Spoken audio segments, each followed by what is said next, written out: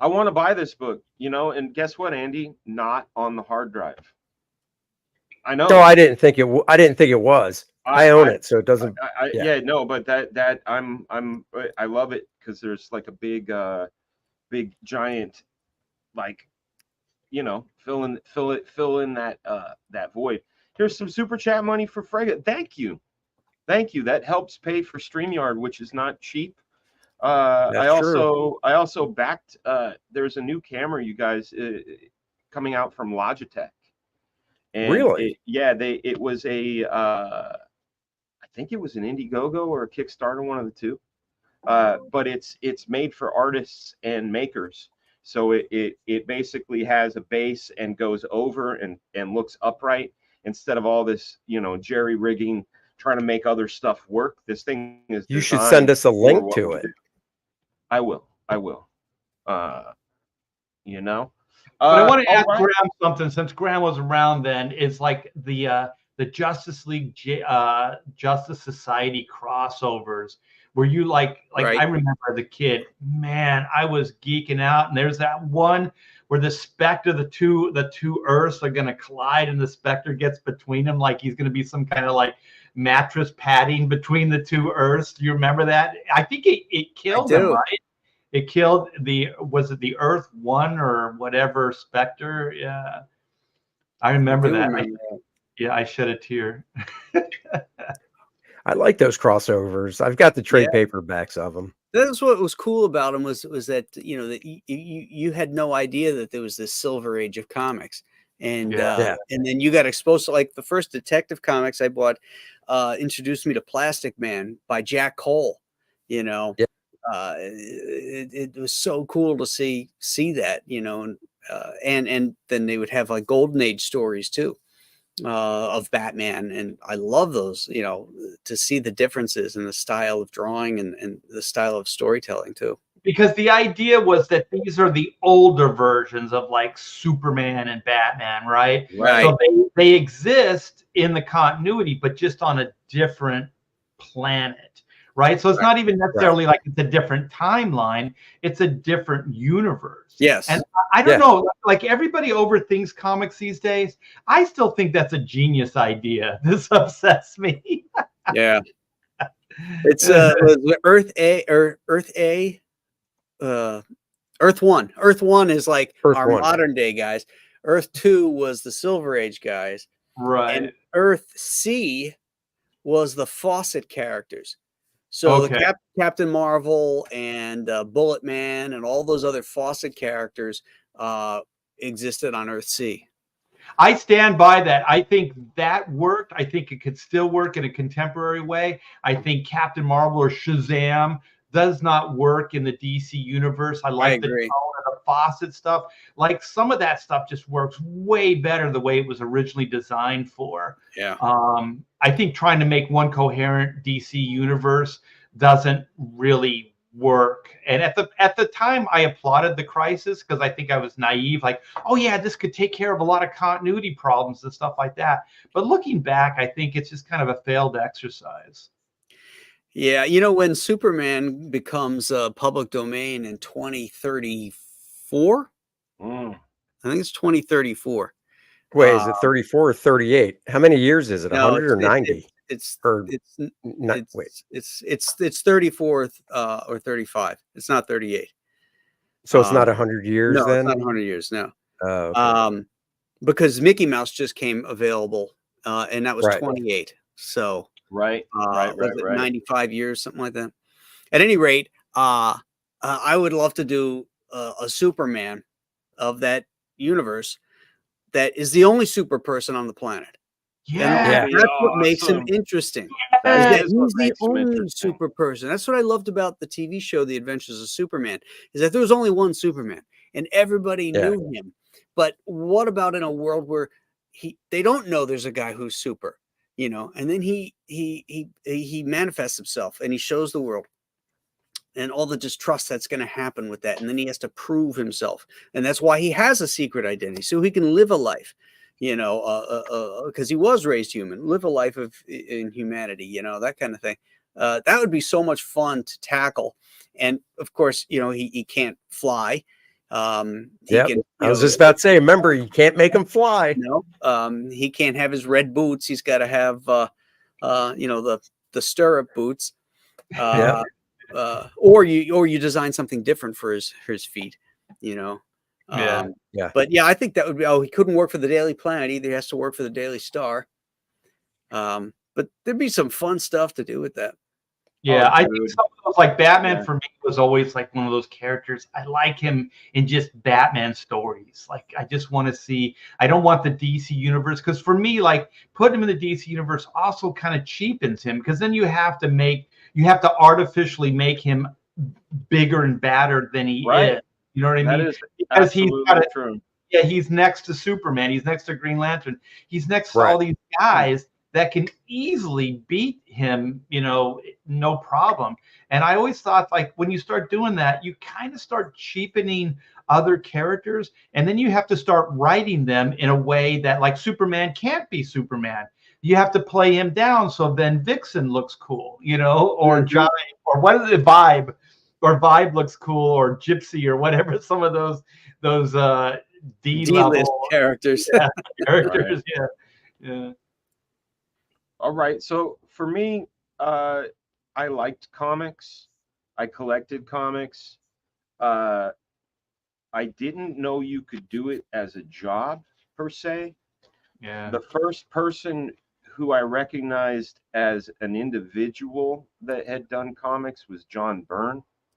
It was because of this Marvel Universe Handbook number 5, and it seemed like all my favorite ones were drawn by this guy named John Byrne. They had like an index. You can go, why do I like this? Oh, that too is John Byrne. Oh, that too is John Byrne. This I like John Byrne. So from that, I found out about comic book shops, and I bought a bunch of back issues, but it was one image, one singular image that made me say, no, I got to do this I got to do this. And I hope you're going to show us. Is this? Oh, yeah. This, I didn't buy number 1 of Dark Knight. I didn't buy it. The lightning bolt with the Batman jumping, that didn't, I went, oh, cool, a Batman story, right? Yeah. This made me go, back the fuck up, pick it up, and go, this is number 2? What the hell? What? And I just stood there in the shop going, you can do anything with superheroes? You can, no, I mean, seriously, you can tear their clothes. No, I hear you. You can beat Batman's face up. He looks gigantic. He's contained by the edges of the cover, and he's bigger than the cover. He's all squished in there, and I remember. Uh-oh. He froze. It's not me this time, folks. Nope. It's him. I mean, I remember I bought these right off the stands when they came out. I still have the originals that I bought, the original 4. I sold them. Did you? Yeah, I sold them because the hardcover came out and I bought that and got rid of the originals. Man, mine are mine are so cultivate a young. They're all worn out. There we are. We're back. There you go. My Wi-Fi went down.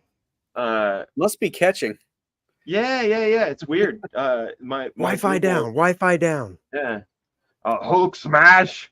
But yeah, I remember showing this to my grandpa, and he was born in 1917, so he was, by the time Superman was out, he was already, past all that, and the guys he wanted to be like were guys like Milt Caniff. That's how I knew about Milt Caniff, was my grandfather.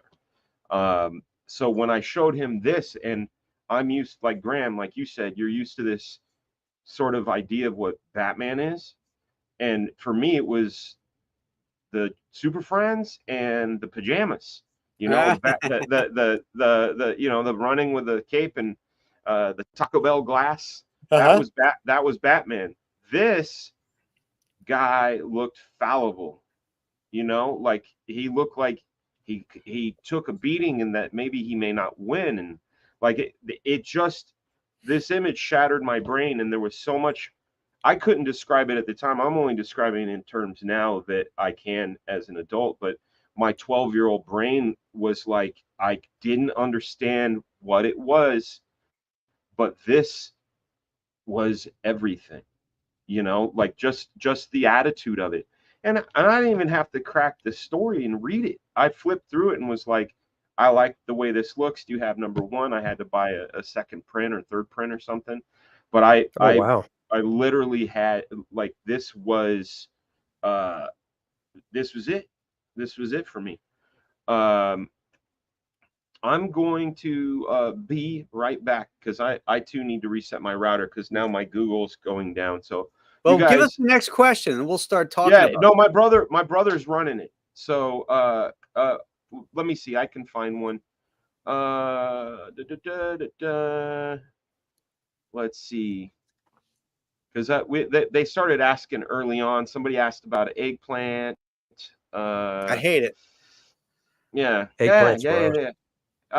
It depends on how you cook it, man. Like my wife could cook a shoe and make it delicious. So, you know, it just depends.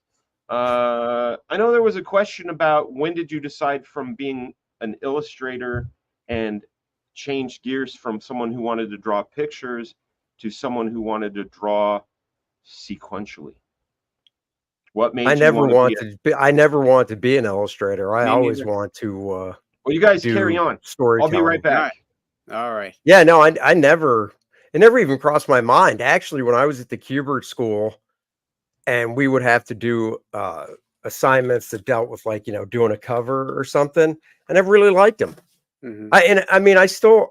I like doing covers, but I rather draw paneled pages than a cover or a splash page. And I think one of the reasons when I do covers, I try to make them, you know, reflect the story in some way, right, like they used to, is because I was like, okay, I can make this story oriented, not just a big splashy pinup or something. Because the story or the idea is what you're conveying on the cover, and that used to be the old mindset. That's how you're going to suck people in with a story idea. So I still think even illustrators, the best illustrators are the ones that can convey a story, even though it's like like a Frank Frazetta or something like that. You know, so I still think it, even though they seem seemingly different, I think like doing cover illustration stuff like that, whether it's a comic book or a novel, I don't know if they still do any kind of, you know, covers or even like movie posters. The best ones usually have some kind of story element, and if the artist is able to convey that in the best and the most eye-catching way, and so I think they are kind of related.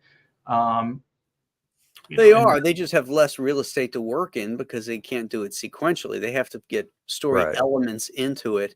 And it's the materials they use too, you know, which is different, you know, than pen and ink and printed color, which is, those are great skills. And, you know, I always said, like, maybe in my retirement, I'd start painting more so that I could just, you know, focus on different things that isn't, you know, storytelling related. But I like doing covers. I love, you know, I constantly think when I do a cover, well, how would Gil Kane, Nick Cardy, or Joe Kubert handle this cover?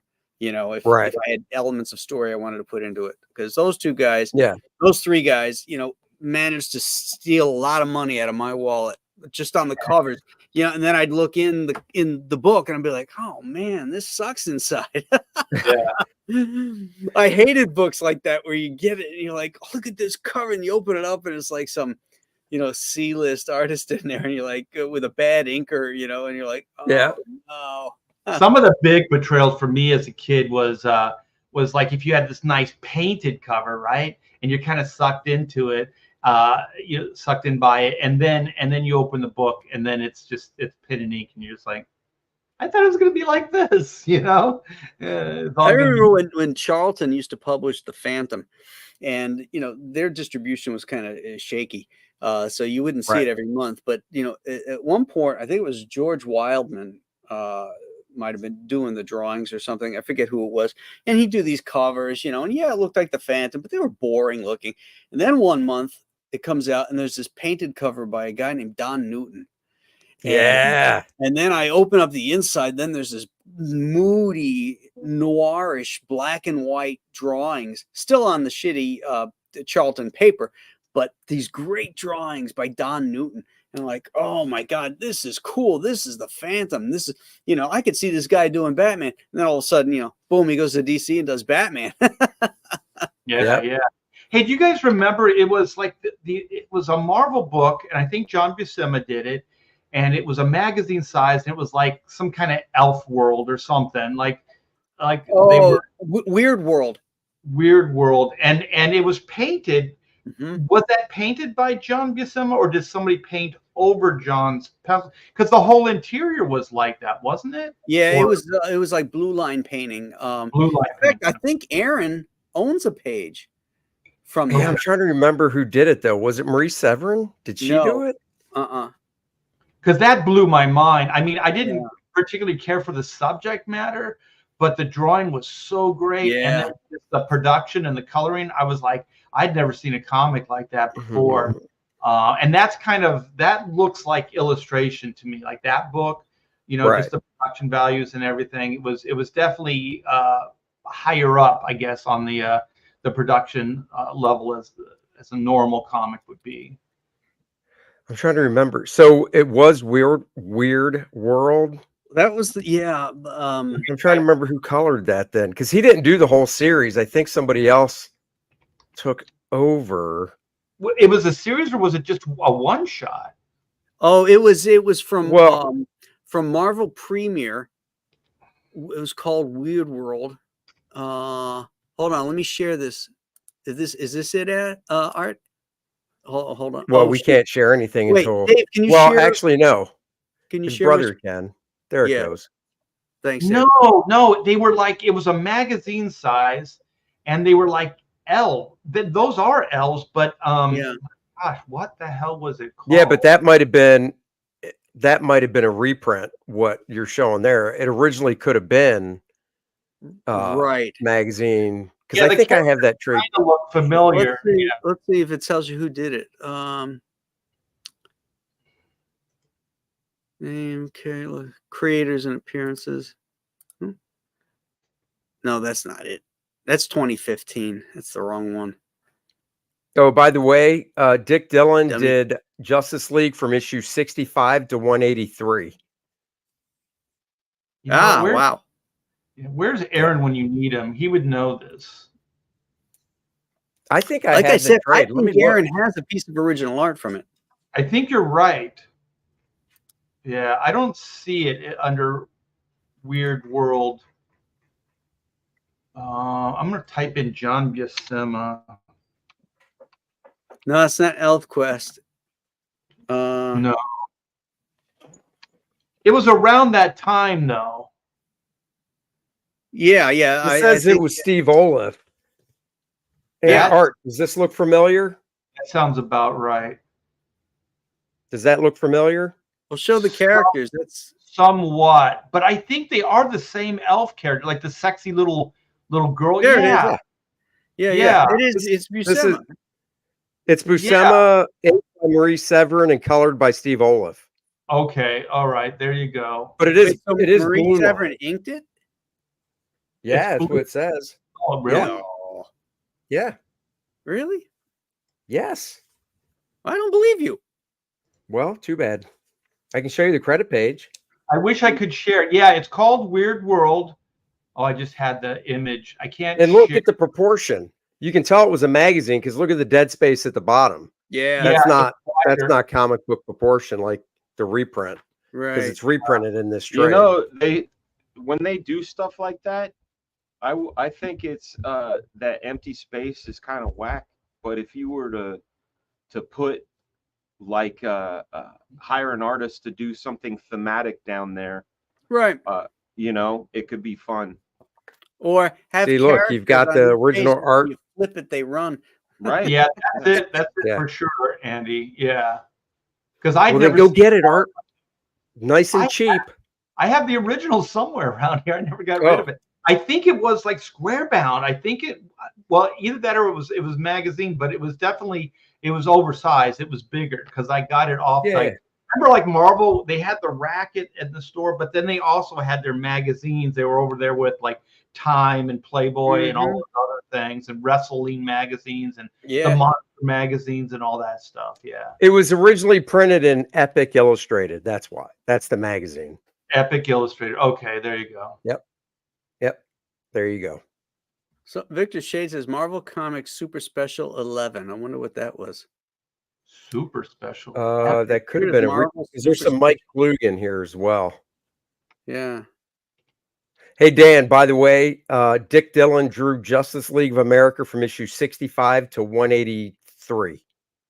Holy shit, that's a run. There might have been a couple fill-ins, but overall, he was the guy. Wow, that is a run on a run, man. Holy smokes. Yeah. Holy smokes. Why my comments aren't loading when a new one comes, it just is stacking and it says new comments. Very strange. You know, when you type in super special, the Kiss comic comes up. Yeah. It will add a number 11 to it.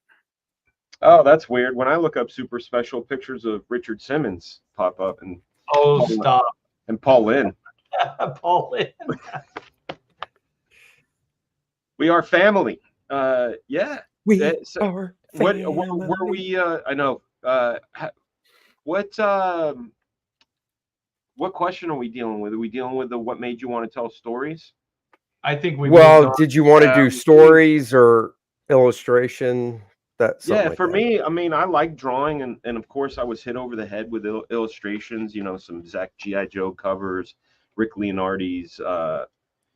It was his Cloak and Dagger that really hit me. Yeah, that hit me over the head with beautiful inks by none other than Terry Austin. But what attracted me to comic books the most was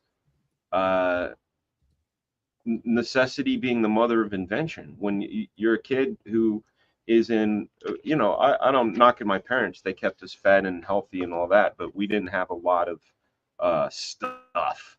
And when it came to anything that we wanted in additional to like clothes on our backs and food, we had to go kind of make it happen for ourselves. So what comics represented to me was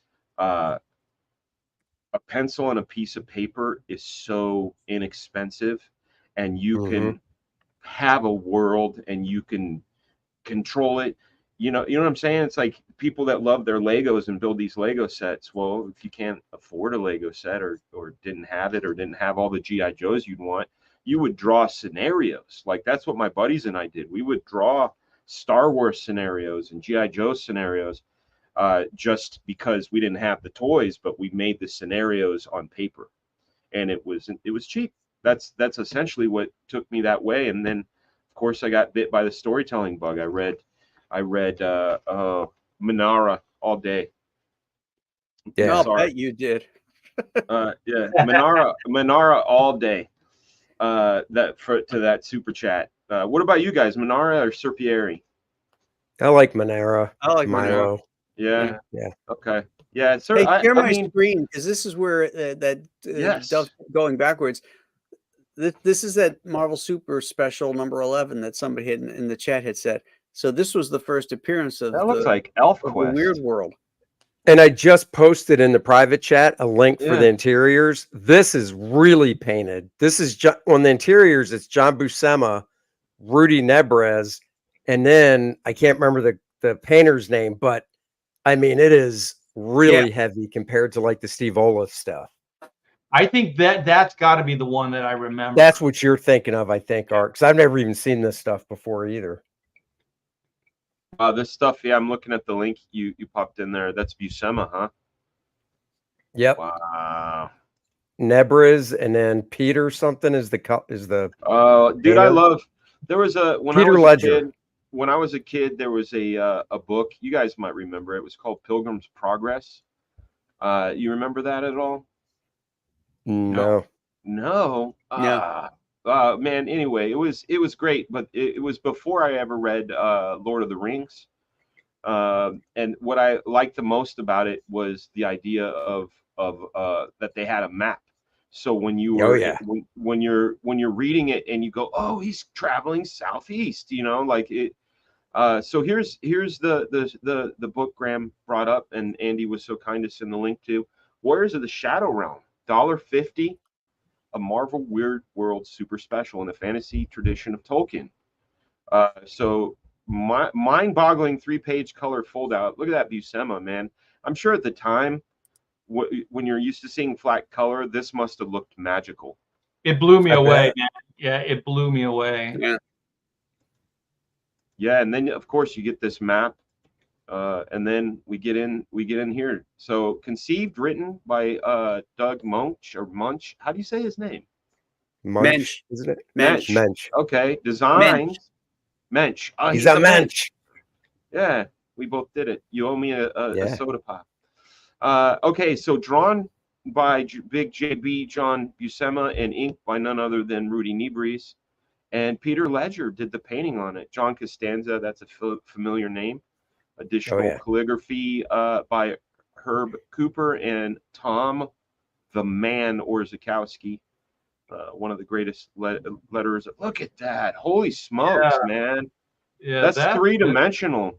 Yeah. Hey, Dan, instead of unless you like clicking the arrow at the bottom, if you click the X at the top right-hand corner, and then click all pages, you can just scroll. All pages. Go to, booyah. Click that, and now you can just scroll.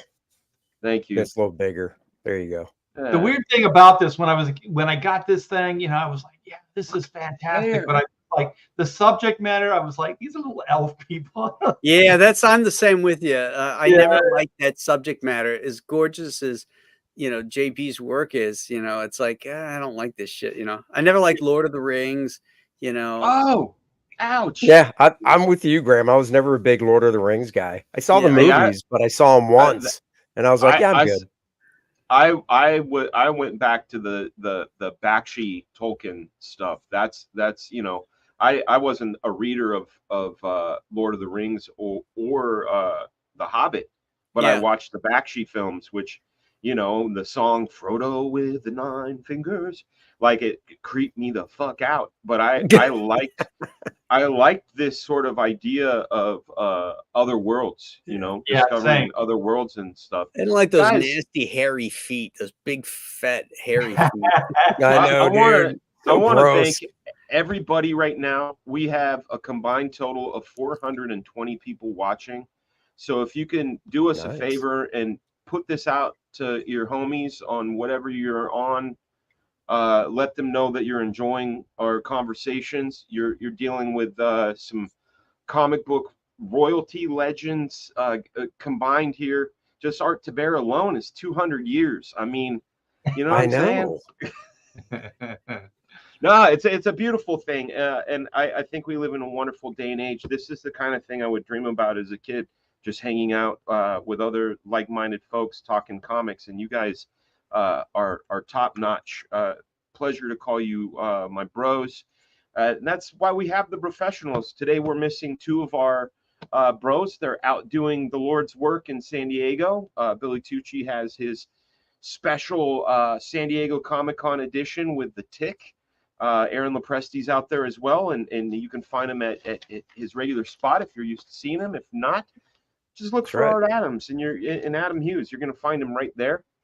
And they're out there having a good time and spreading the good word of comics and getting everybody excited like we are. Speaking of excited, this is just lush. Now here's the thing. I don't know if these were. I think these were colored. I think these were colored on their original black and white art. I don't think these were blue line. So you think Rudy painted over the color work? Rudy didn't paint them. Rudy didn't paint them. No, Rudy inked over the painted work is what I'm trying to say. No, I think it was painted over the inked work. Yeah, because see this dude's foot where he's jumping. Did I pass it? Yeah. Yeah, where he's jumping. Look at how the color overlaps right there.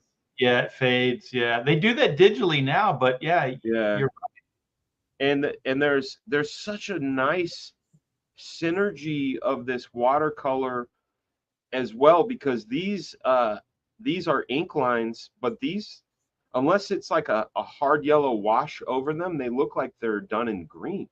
I don't know. Yeah. I don't know the process, but this Yeah. is beautiful stuff. I like the idea of, like, you know, it's just a smidge off. Like, this is a fish. It's probably delicious, but I've never seen one like it. Look at that. Oh yeah. Atmosphere. I mean, I think the backgrounds and landscape, like I don't care about the whole elf type thing, Yeah. but from the art standpoint of the imagery of the backgrounds, the trees, the creatures and stuff, I'm going to actually look for this magazine. Yeah. It's also just I like to own it. When you're a kid and you're looking at the details, like, why is this so different? Also, there's no like hard borders, you know, around Right. images and stuff like that. So it's except that one. no. Yeah, right, exactly. Yeah. It goes in and out of like some hard borders and some not. Yeah. Can you guys see my mouse when I'm mousing? Yeah. Yes. Look at freaking color just here. Yeah. Yeah. It's so incredible. Yeah. Yeah, I know really? what you're saying, Art. Like, you know, when we're kids, I brought it up earlier, when we're kids and we witness this stuff for the first time, we just know it hit us. We don't know why. As an adult now, you know, obviously we go, oh, it's this and this and this and this and this. But it's alchemy, man. It's fucking magic. These guys are, you know, slamming these elements together and just blowing us away. Yeah, Andy, you're right. It is inked over the line because that border, you can see it where like that sun or whatever it is. Oh yeah, you can see the airbrush. You can see it colored over. Yeah. So I don't think I think the colorist was probably dictating quite a bit of the style here. What year was this? Somebody was asking if it was the 80s. It's before that, or maybe let's go back and see the indicia. 79, I think. 79. Good job, Graham, man. Oh, close enough. That's the year Graham graduated high school. Nope, 80. Did you really graduate in 80? I did. You're giving me context now, because that's the year I went into 7th grade. You know, or not 7th grade, 2nd grade.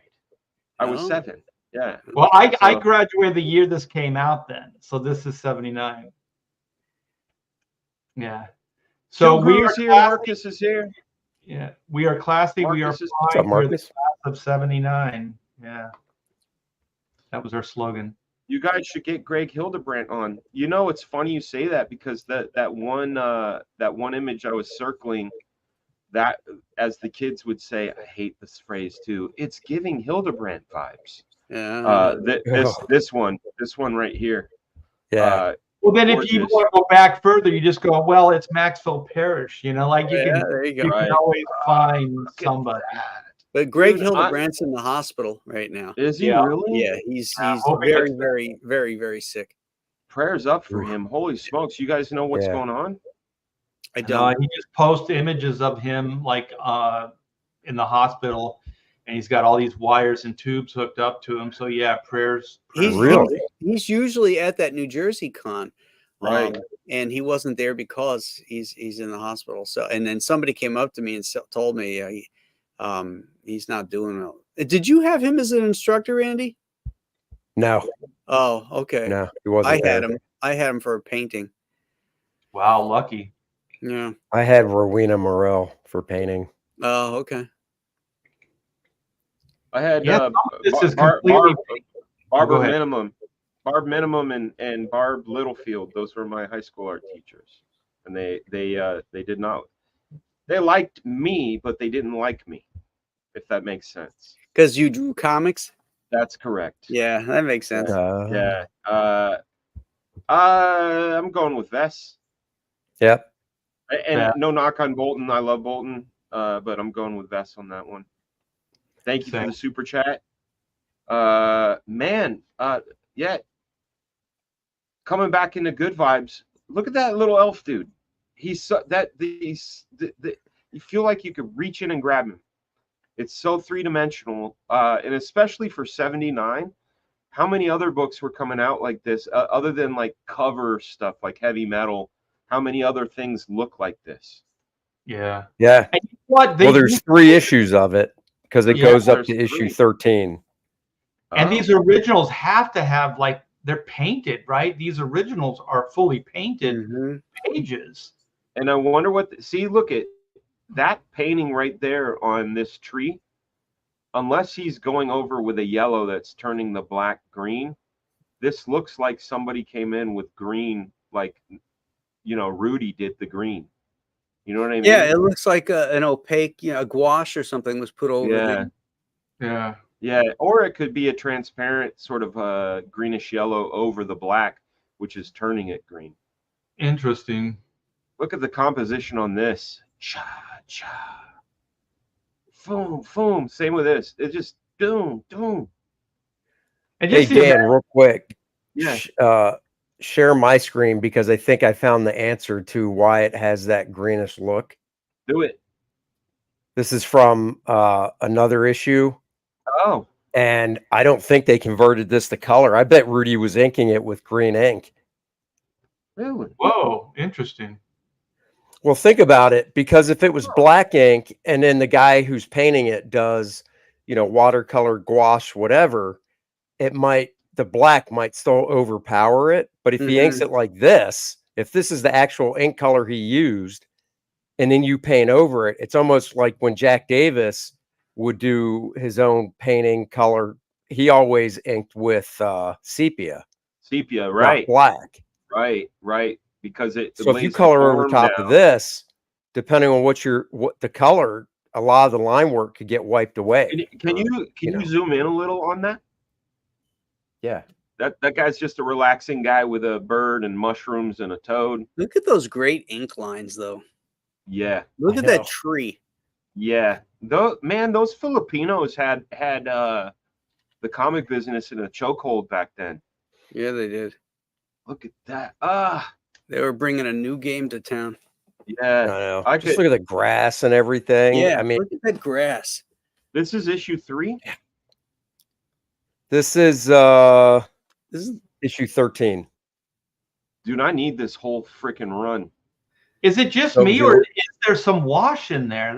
There is like a gray. There is. Gray tone. Look at the armpit, his armpit versus the ink on his arm, and look at the black on it under his legs is really, really dark, whereas some of the green on the hat is. So I think it's just like with an ink wash with black ink. He's just watering down in certain areas because since I can see the screen better, since it's right here, it's all green. Yeah. None of it's black. Really? Oh, like so that kneecap.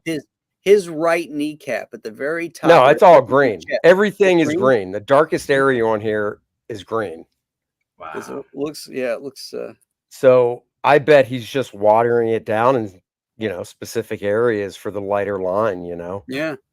That's a lot of communication between him and the painter, though. I mean, that's a lot of communication. Somebody somewhere came up with that method and said, "This is how we're doing it." Marcus Kilgrew, thank you for sharing Oodles of Doodles and other stuff. RT Bear's book, which is on Indiegogo. Yeah. Of course, you can get it.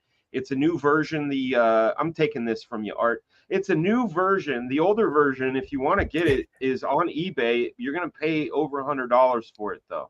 This one, especially when it hits those the goals on there, you're getting extra new stuff that hasn't been seen before. You're getting the new premiere version of Oodles of Doodles, and you heard that from Couch Doodles. Yes, a lot of doodling going on here. Yeah, it's 60 pages, you guys. I've been talking with my wife. We're looking into numbers, and we may be adding some new pages as stretch goals very, very soon. So stay tuned for that. Yes. Glitch says I'm gonna try and find this page in the book now.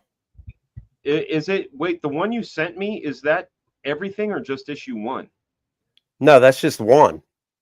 What? So just go to the top and do the drop down and do issue 12 and then issue 13. Well, I've never been to Zip Comic before. This is my new happy place. Oh, dude, it's better than Read because there's no pop-up ads. The Read Comics online, man, that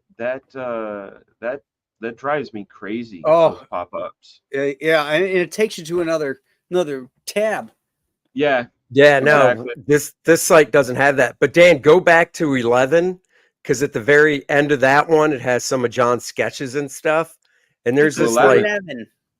Yeah, there's 11. like this. Yeah. There's like this executioner dude that's cartoony. It's awesome. It's near the end. Oh, hey, hold on. I love this one. It's very colorful. Let's see. Yeah, present. So did Yankee Frankie grow up in California? Because isn't Cal Worthington, wasn't it Go See Cal? That's a California. No, that's Pussy Cow, by the way. I don't know what you're calling it. Go See Cal. It's Pussy Cow. No, he was a used car salesman, right? I know. If you want a car or truck, go see Cal. Go see Cal. Oh my God. If you're feeling out of luck, go see Cal. And they go, it's Cal Worthington and his dog Spot. And he'd be wrestling a grizzly bear. Or fighting a tiger. He'd be riding through the parking lot on a yak or something. Yes. Yeah. You gotta love local car commercials. Yeah. Oh, they're so good. Keys. We had Cal, wasn't there? There was like Cal Stereo. There was Cal, all kinds of different outlets. There was Crazy Cal Gideon. And then Frederated. Yeah, Frederated. Look at how gorgeous this is, man. Like the flow of everything. Oh, that's all Rudy, isn't it? Is it? Oh, even his that page looks like it. I don't think that's. Oh, it is. It says Rudy. Yeah. He may not have colored it, but this is pretty damn fab. You said it's near the end. Oh, here we go. Keep going. What lurks ahead? What head lurks? Dude, that page I just showed you isn't in this stupid issue. What the hell? That guy coming in the doorway looked like Stromboli from Pinocchio. Yeah, these are great. You could tell he was loving this. They all were. Look at the amount of attention and detail going into all this stuff. Yeah, just the extra care. Because if this was like a superhero comic like Thor, you would have got that line, but not all of this business. Mm-hmm. Oh, it's so lush. And the cartooniness. The cartooniness it's just so good. He's so talented. Yeah. You know, she cooks babies in ovens. That's right. What? She look well. She there you go. Look at that dude. Which guy? The actor, the executioner. Yeah. There's a little bit of Jack Davis going on. Like like Wally Wood, Jack Davis. You know, so great. Hey, who was the guy that did the fairies book? And Brian Froud. Yeah. And his kid Toby was the kid Toby was the baby in Labyrinth. Who he did all the stuff for the Henson Group, right? Yes. Look at that. Look at the hippies. Look at Rudy, dude. Check out Art of Roy's comment about how it was done. Hold on, I'm trying to find it. Just read Rudy inked this book twice, once over the pencils. And then he inked it again over the painting. Yeah. That makes total sense. Well, that's what I was saying earlier, that he was inking over the painting. So you think it goes back and forth, though? So it's two. So he probably did the green pass, got it colored, and then did the black pass. Man, that is a lot of like teamwork and getting on the same page. Look at these guys, though. Look at Rudy's the only guy that seems like he had a bad lunch. You know? That's because Rudy. The thing is. As old as Rudy is now, he still looks like that. Like I could tell that's Rudy. Hey, is he still alive? Yeah, Yeah. dude, he's still around. Dude, him and Nino, man, so good. Yeah, Nino is great. Nino is really good. I got to go out to dinner with him and his wife at some Whoa. show. Cool. So generous, man. And he does a lot of stuff you don't know. Like he works for Disney, he does all kinds of like atmospheres, environments, character designs. All like what was that one? Pirate. It was based on the oh my gosh, what was it called? Treasure Planet, I think. He did a bunch of design work for that movie. It's Dan. So you know the other interesting thing about this, if you look at the credits, you know they do credits usually in order of work, and it's John Buscema, Peter Ledger, the painter, and then Rudy. So, well, Peter did. They all did like a ton of work on this book, man. Well, let's be real. John was probably like, "How many pages you need? I get this done for you in a week." Yeah. You know, he wasn't doing full pencils. Now when you got Rudy and this guy doing this painting, John's like, I can get this done for you. I like the colorist is really smiling because he hasn't been beat up by the industry yet. No, you Yeah. can tell. And the irony is John Buscema's smiling. Yeah, that is. Yeah. No, because dude, he's got like, can you imagine? J-Bot, what up, J-Bot? Will Perdomo just mentioned you via text. That's where my eyeballs were. What up, Art Jedi? This book is called Warriors of the Shadow Realm. Shadow Realm. And well, it's actually Marvel Super Special number 11. If you want to try and search it. Oh, so let's write that down again. Say that again. Marvel Super Special number 11. Super Special. Because Graham might know it's either 15 or 16 is the Star Trek movie adaptation. Oh, so this wasn't just an ongoing Buscema story. This was almost like their heavy metal. Yeah. Oh, yeah. This was only 11, 12, and 13. So it's just 3 issues. Okay. Yep. Yeah, because the first issue, like Art said, the first issue of this is Kiss. Okay. Where they supposedly put their blood in the ink and all that crap. When I was rebooting. Getting my boot on. Who's this guy? Doug Mensch. Yeah, look at that. Look at that hair. Did he have hair like that when you knew him, Graham? Yeah, well, it wasn't quite that long. That's it, dude. I would hang out with people like him when I was a kid. Not if you met him, because you could. There's no. Oh, okay. Shit. Graham was just about to say the guy doesn't shower. Listen. Oh, you're talking about the sense. Look at Stan back here, and Shooter. Yeah. Jesus, Shooter was a gigantic giant. Yeah. He's like 6'6", I think. Wow. Yeah, dude. Not anymore. Not anymore. Yeah, but it was. I mean, it was great seeing him at Heroes. Jim's a legend. You know, a super duper legend. We got 490 people watching, which is really great. Thank you guys for simul streaming. I'm going to learn how to get those Twitter folks going. Hey, paying for a check. Dan, if you want to go to issue 12, at the very back of it, they go through how it was made and they show his pencils. They show what Rudy does, then the painter, then back and go to issue 12 and just get to page 41. Okay. Skip to page 41. Here we go. I'm presenting yet again. That is a-okay. Like a peacock, you're always presenting, Dan.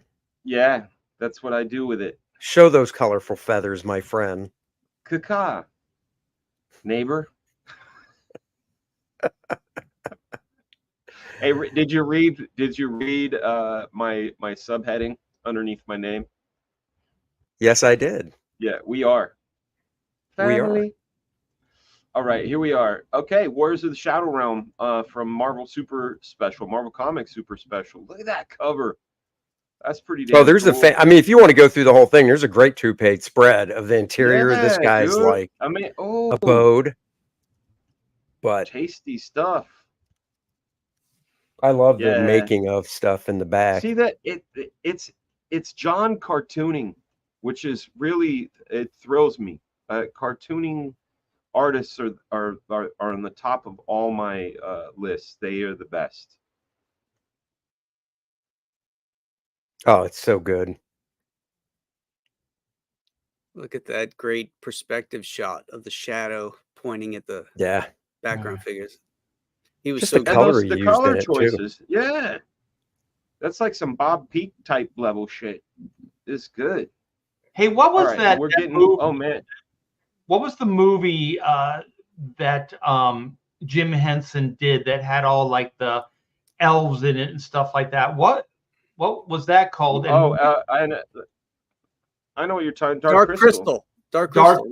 I wonder Yeah. which was first. Yeah. Like if maybe this gave birth to that, like gave him some ideas, because there's a lot of similarities. Because I think that movie has like a male female elf that go on some kind of adventure. Okay. Yeah, and Dark Crystal was in it. Wasn't Dark Crystal in the 80s? Yeah. Maybe not. Adam I don't know. Post. Then that would be after this. Hey, Yeah, it's Adam Post. That is Hey, so Adam. Haven't Been seen forever. him in a long time. see you.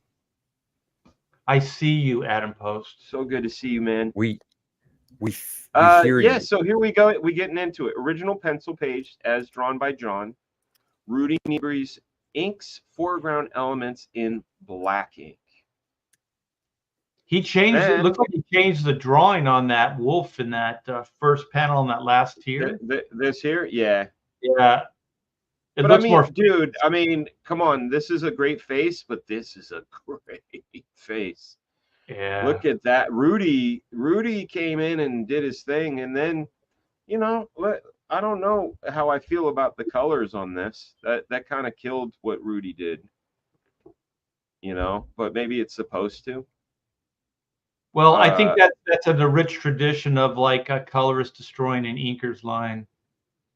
Oh, yeah, it's started way back then. That's great. Look at these, man. These look like turn of the century. Oh, maybe they are. It is. Go to the top. It says something like the history of illustration or something when this section starts. Hi, big girl. Hold on. I gotta turn off the camera, sweetheart. I gotta hold on, guys. I have my mic on, but not my cam. Okay. Hey, it's Archie Bear. Dan turned into me. Oh, I don't. Or you, Dan. Wait a second. You never see us that in the same room together. We don't. Yeah, and it'll never happen. Yeah, so it looks Darn like it. this is what inspired like maybe some of the illustrations of the book. Yeah. You have met Andy. She's Sammy's saying, I've met Andy, I think. And I'm like, you have. Yeah. She's very smart. Very, very smart young lady. I think that's the only one I met on Yeah, it's true. But that's Archie Bear. You'll meet him one day, and one day you'll meet Grant. Yeah. I saw a picture of you two together in one of your posts. Man, she's getting big. She's growing up. I know. It's crazy. Yeah, I was surprised because I think the last time I saw her, she was just this little thing, and now she's looking more older, wiser. Yeah, man. Older, wiser. The kids are growing too fast. The only places I see my age are in my children and in the mirror. You know what I'm saying? There you Every go. other place. I'm working on the body part. I'm back in the gym trying to make Graham Nolan proud. Oh, you back up early in the morning hitting the gym? Yes, I am. Yeah, Nice. yeah. And we did some beastly cardio today. We do 10 on rowing, 10 on elliptical, and 10 on the stairs. And the stairs are the worst. They're literally, especially in this Georgia humidity. Wait, you do them all the same day? You go 10 rowing, 10 stairs, and then 10. What was the other thing? 30. I mean, it's only 30 minutes of cardio. 30 minutes of cardio. Elliptical. Yeah, it's only 30 minutes. Yeah. Yeah. Yeah. Oh shit. Matt Yackey's in the house. Look at, he has something to say. Oh, damn. Oh, Yeah. shots fired. Shots fired. He ain't wrong. He ain't wrong. Matt Well, Yackey he's getting wrong some love. when he comes to me, he's wrong. Across well, the no, I bow. know. RT Bear is a savage. Hey, I take a lot of pride in it, and I can still remember there were 2 deadlines that I missed in my entire career. That's it. Yeah. Yeah, and that was because you hit a pedestrian chasing the FedEx truck. No. A motorcycle kickstand hit you and spun you around and Yeah, took your eye out. Actually, what it was is like in the day you had 3 issues in the can, right? That was the rule, right? So Right. I'm on Adventures of Superman, and I'm kind of slowing the process down. I didn't miss any deadlines. I was slowing the process down. So then Mike Carlin was very fair guy, and he said you got to pick up the pace. If you don't, we're going to get a fill-in in here. And and then he said, "Who's your favorite inker?" I said, Dan. Nah. No, Dick Giordano. I'm sorry, Dick Giordano. He goes, okay, yeah, that will be your fill-in. And then shit. Then I did. I was slowing down. And hey, my brother. I'm sorry, Art, to interrupt you, but I have to take this hit. My brother, who's running things backstage, chin checked me and said, "We only do 5 minutes on the stairs." So you do 10, 10, and 5? No, we do 5, but it's 20 floors. 20 floors or 5 minutes. But they beat us. They beat us down. I feel like puking afterwards. But anyhow. But yeah, RT Bear, you're a beautiful man. And then the other one was Bobby Chase. And Bobby Chase, I'll tell you right now, was a very unfair person to work with. And she, really, for some reason, she just didn't like me.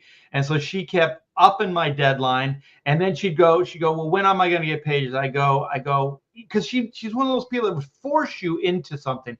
And then you go, well, tomorrow. And then she go, okay, tomorrow it is. And so then like sometimes things don't work out, right? But they give you an overall deadline, right? They said the book has to be done by this. But what she was doing is giving me daily deadlines. You know what I mean? Like, I just don't think that's fair to do. So then I started, like, I wouldn't make all of them. And then she's like, "You're a liar." And I can't work with liars. Shit. And so then I got canned and Scott Hanna came in.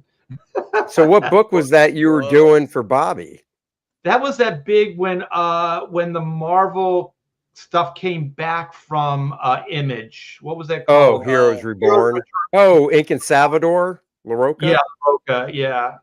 And I'll tell you, man, there was a lot of pride in that work, and I was doing a ton of extra stuff. I'm not going to defend her because I don't know the whole story, but I've worked in corporate situations where I've been able to get a full understanding of things that used to make me scratch my head. She could have been getting heat in some way, shape, or fashion in an editorial meeting, and that's how she came back, is like overcorrecting. Whatever it was, it was really intense. Not fair. It was not fair. She was really coming down on me, and I was just like, listen, I got my overall deadline. The pages are coming in. I do understand you need, pages to work with the letterer and the colorist and all that other stuff. But, I haven't missed a deadline. And then she goes, you have. And I go, what? Those daily things you give me? And she's like, yeah. Shit. I'm like, oh, fuck. This is not fair. You have. And then Art comes back with, those daily things. Yeah, those daily deadlines. Because she was bringing those daily deadlines I pay no attention to? No, I was making the deadlines. I mean, but some days like it wouldn't come in. But I mean, okay, I need this page by this time, whatever. But it was unreasonable. It was completely unreasonable. Right. I'm a professional. I would, make the deadline no problem. But what she was asking was completely unreasonable. And this is before digital. Like, this is before I could scan it and send it. I mean, I had to mail these things out and stuff. It was still a lot of work, man. Yeah, I don't miss those days, man. Yeah, we kissed and made up when she went over to DC. Yeah, I had dinner with her once. There was some tongue. I had dinner with her. I had a dinner with her one time where it was a Marvel dinner, and this guy named Cheryl Rhodes was there, and the thing that happened out of that dinner, I didn't get any more Marvel work, but he went to go work for High Times magazine in 2000, and they needed poster art for the Cannabis Cup of 2001. And Cheryl remembers talking to me and my love of God's green herbs, and he said, "Oh, I got a guy," and that turned into me drawing the poster art for the 2001 Cannabis Cup, flying to Amsterdam with Matt Yackey and my brother and my then wife, and having the best time I ever forgot. So thank you, Marvel, for that meal. You know, I grew up with some friends that would call you a hero right now. Like, it wasn't uncommon. It wasn't uncommon to see those magazines all over some of my friends' apartment homes. Yeah, High Times. Yeah, that's funny. Comic Book Bob says, "I got a guy who can draw that sweet, sweet Kush." You know what we did? I mean, this is how crazy it was. I took an image from, because here was their thing. It was 2001: A Space Odyssey. That was their theme. And I had just happened to draw this astronaut looking character in my book. And so all I did was add the cannabis cup and a big chunk of herb to her hand. And they're like, "That's it." I didn't draw anything new. We literally, Matt and I, photoshopped the cannabis cup in my character's hand, and that became the poster. So good times. Oh, wow. Yeah. Hey, did you? No, where did Archie Bear go? No, that was Andy. Where did Andy go? Andy. I wish I could remember that, says Matt Yackey. Yeah, you do. You remember. You remember. I have pictures. I have a real picture from that time. A real picture? Yeah. No, this was what was crazy about it. Yeah. We arrived at the hotel, and they said, "Oh, you're Mr. Frega." Yeah. They handed me basically like a tackle box, you know, like the standard sort of tackle box, and inside this tackle box was 13 different strains of weed, labeled A through M, rolling papers, a pipe, and a checklist of what we were to do. Like, so it was, how does it smell? How does it look? How does it feel? What, you know, like all these things, rate it. And like the women all got sativas, and we all got indicas, which will knock you the heck out. The nickname for that is Indicouch.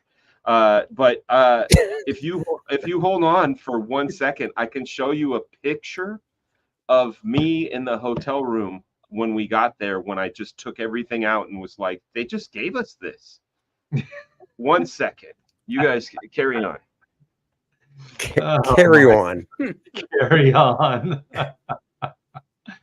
I am so lucky. When I was young, I didn't have money because drugs were very easy to come by, but I was always broke. So there you go. It always curbed my my appetite. Dirty Fatty's like, "Oh, great talk." Near the Space Coast was Cocoa Beach. They had these guys would be patrolling offshore, and the dudes bringing in the marijuana would dump the bales overboard when the Coast Guard would come and raid their boats. And you always knew when it would happen because half the class was missing, especially all the surfers. You know, they were down at the beach. Yeah, all the surf cats would be down at the beach, looking for bales to wash up. My God! I bet you there was a lot of cocaine travel down there too.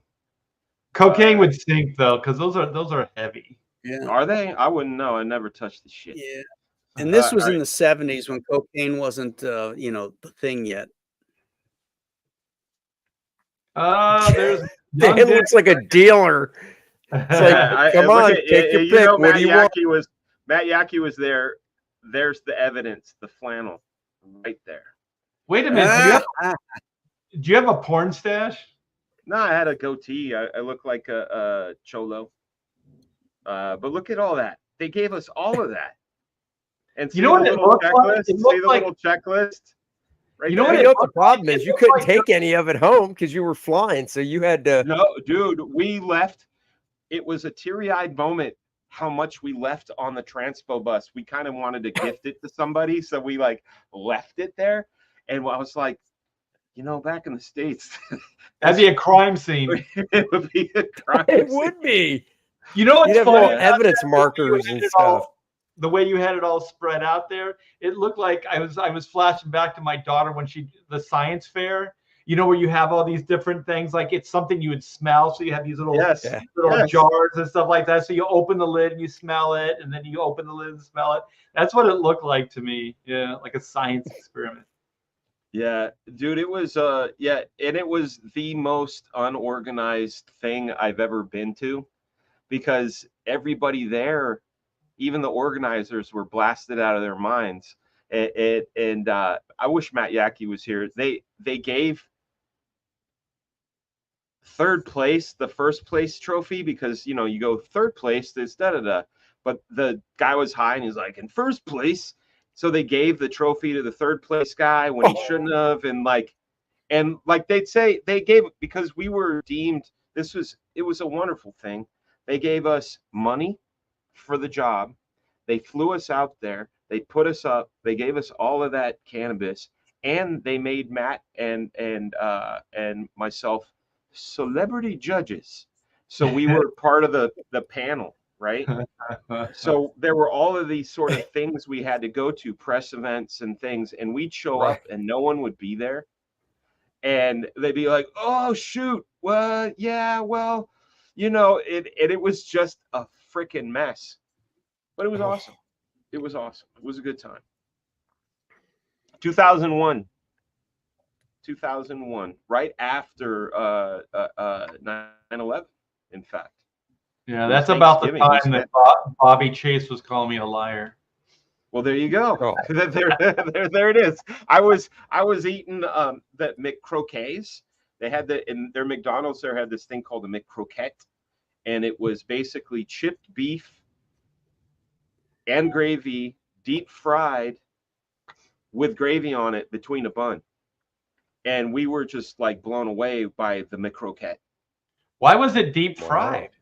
I'm gonna look it up. I don't know. Was it breaded or something? Oh yeah.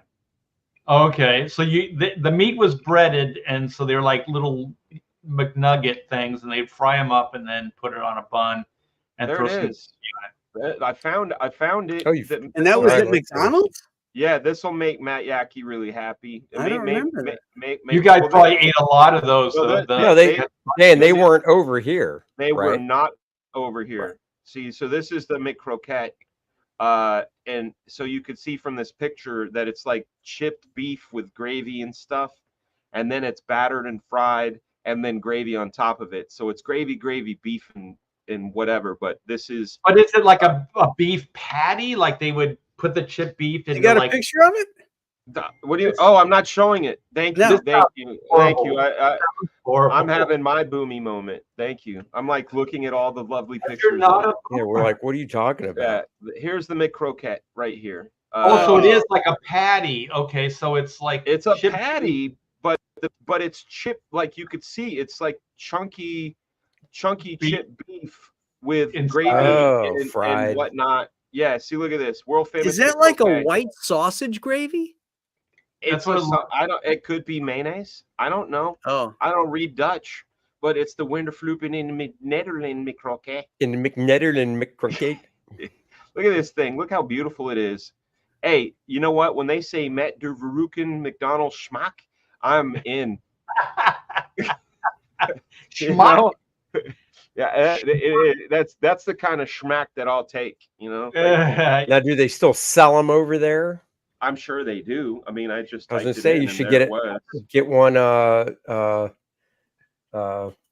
freeze dried sent over, whatever it's called. Yeah. Did McDonald's try to do like dry ice? The McPizza. Sorry, old fatty. Did they do a McPizza? They did. It was called McPizza. Yeah, dude, they did all kinds of stuff. Oh my! McPizza, that was over here too. Yeah, they had spaghetti at a certain point as well. Spaghetti. Oh my Dude, we could do a whole show on this. We're gonna wrap it up here soon. They want us to talk about comics. Hey, we can talk comics. Did you guys see? So DC's doing this thing called Absolute DC. It's their new thing. Have you guys seen the Batman? What it looks like? No. Oh yeah. It's like listen. I have to backtrack. Sometimes I say, yeah, I love cartoonists, but when I saw that image, the first thing I thought was they're trying too hard. Pull it up, man. All right, I'll share it. Yeah, please pull it up. I'll share it. Yeah, there you go. Death Metal Hero says Orlando still does the spaghetti and McDonald's. You know what, Luke, and to everybody listening, my wife makes the best spaghetti sauce in the world.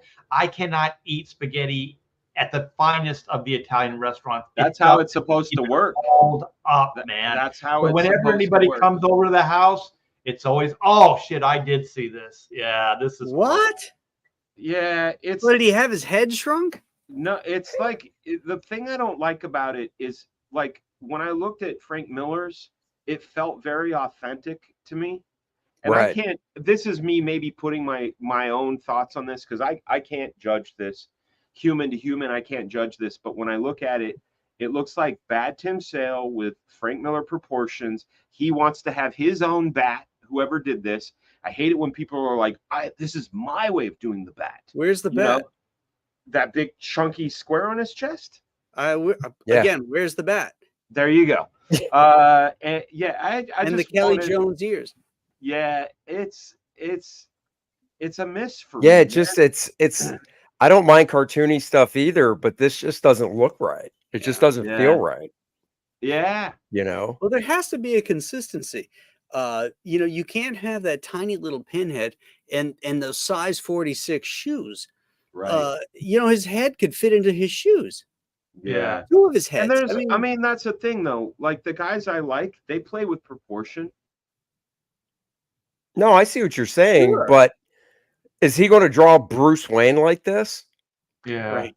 The thing is, there has to be balance. Like the design, there has to be balance. There's not balance with this figure. So it's not so much the idea of what he was going for. It's just that the design doesn't work because there isn't a sense of balance. The head just clearly doesn't look like it works with the body. Right. Yeah. Well, because it's a thick body, right? Thick and wide, but then the head is thin and narrow. Yeah, because when Frank generally, when Frank did him, he did a big square jaw, like a big squared off head. This is kind of like an elegant, like you said, like Kelly Jones kind of design, or like Neil Adams with the more slender, the long ears, things like that. And it just doesn't work because also Frank did the short, squatty ears. So it kind of worked proportionately and the rhythm of it all worked. This does not. Yeah, it doesn't. It's a little shop of horrors, like that. It's like, again, it felt like somebody trying really hard to go against the grain. Yeah. So it didn't feel natural to me. Like that Miller image, that was visceral and it felt good. This is so posy and like symmetrical, and look at my bat, and like look at Graham, he's still trying to find the bat. I am. I just blew up the screen and I'm still trying to find it. It's a little pokey. Took a marker. It looks like somebody took a marker and just like tried to scratch out the bat. The bat ate the coffin. Okay. And look at he's got spikes all over his shoulders. Yeah. Oh, I'm not noticing that. Wow. Oh yeah. It looks like the cape splits in the back. It looks like the cape splits in the back. So it looks like they're more like wings. So the only thing I really like about this is it looks like they are more like bat wings, like they kind of attach them and they're separate in the back. The colors are delightful. I love colors. The colors are good, yeah. Inks are good. The whole thing is pretty good. I like the shadow, and I really like the shadow on the ground. I like those wings that are coming off of his hands. It's just the head size is weird, and the traps, they're like, it's just kind of rhythmically, it doesn't fit. Yeah. Plus, he's got like these looks like these long boxer shorts practically. You know. I think it's because the belt is up high on his abdomen. No, but across his right thigh. Look at how far down it goes. It seems like. I think it's a shadow. You think there's a shadow? but it's not. Yeah. I don't know. I can't tell. It could. And you know then what? I'll just scroll down. Because the other side has like a line too. And this is the new. Well, but then if you couldn't really cross them over because there's Wonder Woman who looks, you know, all normal. tatted up. Normal. Yeah. There's and nothing then iconic looking about that. There's the Superman. Oh. Yeah, that doesn't. Why is he got that distended belly like that? What is that? Yeah, something's pulling it down. Yeah. Why is his wrist things glowing? I mean, what? Who knows? This might be in this day and age. It's so difficult. You know how much of it's AI. Like people are generating AI images and painting over them, and you know, and they're just being different for different sake. You know. Yeah, this image does look like AI to me. Yeah. Well, that would be weird because I know this guy does a lot of stuff for DC, and it's Rafa Sandoval. Yeah. And he draws. I mean, everything I've seen of his looks, you know, hand drawn. Hey, maybe Bobby Chase is his editor. Scroll back. Bobby Chase. Okay, look at this. This Superman has Hold no on, family, let's no hide that. fortress of solitude, and no home. Will he still stand for truth, justice, and a better tomorrow? Oh my gosh! How about the American way? Yeah, well, we know what happened there. Nerdy music. Well, and then we have. Oh, Let's man. see. The Bionic Frigaboom. I hope you're feeling well. Looking forward to have you on the show soon. Yes. And when he says huge fan of all the Brofessionals, Andy's first How to Draw book is still one of the best. Oh, thank you. This is my man, who is he is a jiu-jitsu champion teacher. Also does competitive arm wrestling. Oh wow! He just posted a picture where I swear his biceps are bigger than my thighs. That's not saying much because I got little chicken legs, but this man has got major freaking power. Wow. Nerdy Musings podcast. You guys follow it if you get a chance. I'm going to be on their show. Yeah, it's cool. I love this guy. Love his show.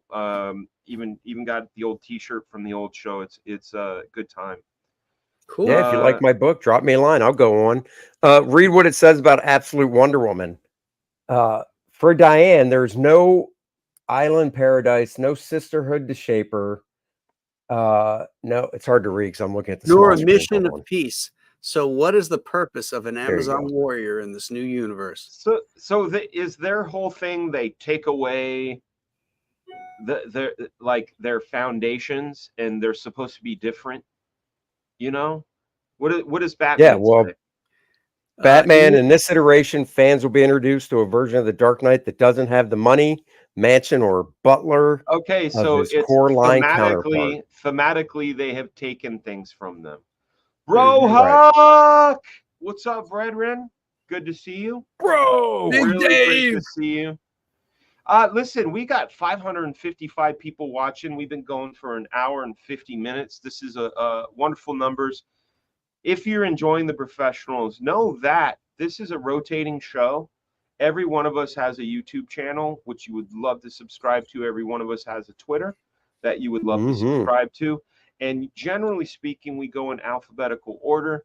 Today, I'm taking over for Billy because Billy is out in San Diego.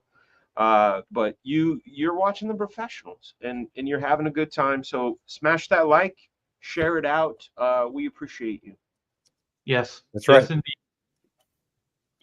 Let's close out. We got 10 more minutes. Let's have one more question, and best question wins.